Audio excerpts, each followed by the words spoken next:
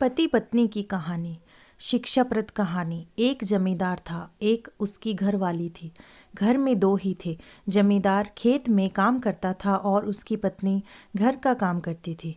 पति पत्नी दोनों ही गर्म स्वभाव के थे। थोड़ी थोड़ी बात पर दोनों में लड़ाई हो जाती थी। कभी कभी तो घरवाली का बना बनाया खाना भी बेकार हो जाता था। एक दिन घरवाली अपनी रिश्तेदारी में गई। वहाँ उसे एक बुजुर्ग औरत, बातों बातों में जमींदार की घरवाली ने बुजुर्ग औरत को बताया कि मेरे घरवाले का मिजाज बहुत चिड़चिड़ा है। वे जब देखो मेरे से लड़ते ही रहते हैं। कभी कभी इससे हमारा बना बनाया खाना बेकार चला जाता है।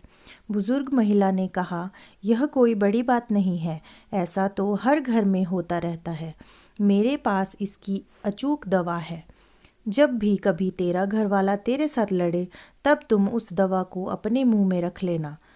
इससे तुम्हारा घरवाला अपने आप चुप हो जाएगा। बुजुर्ग महिला अपने अंदर गई, एक शीशी भर के लाई और उसे दे दी। जमींदार की घरवाली ने घर आकर दवा की परीक्षा करनी शुरू कर दी। जब भी जमींदार उससे लड़ता वह दवा मुंह में रख लेती थी। इससे काफ़ी असर दिखाई दिया। जमींदार का लड़ना काफ़ी कम हो गया था। यह देखकर वह काफ़ी खुश हुई। वह खुशी खुशी बुजुर्ग महिला के पास गई और कहा, आपकी दवाई तो कारगर सिद्ध हुई है। आपने इसमें क्या क्या डाला है, ज़रा बता देना। मैं इसे घर में ही बना लूँगी। बार बार आना जाना मुश्किल हो जाता है। इस पर बुजुर्ग महिला ने जवाब दिया कि जो शीशी मैंने तुम्हें दी थी उसमें शुद्ध जल के सिवाय कुछ भी नहीं था। तुम्हारी समस्या का हल तो तुम्हारे चुप रहने से हुआ है। जब तुम दवा यानी कि पानी को मुंह में भर लेती थी तो तुम बोल नहीं सकती थी और तुम्हारी चुप्पी को देखकर तुम्हारे घरवाले का भी क्रोध शांत हो जाता था।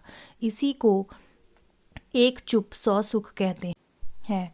बुजुर्ग महिला ने जमींदार की घरवाली को सीख दी कि इस दवा को कभी भूलना मत और अगर किसी को ज़रूरत पड़े तो आगे भी लेते रहना।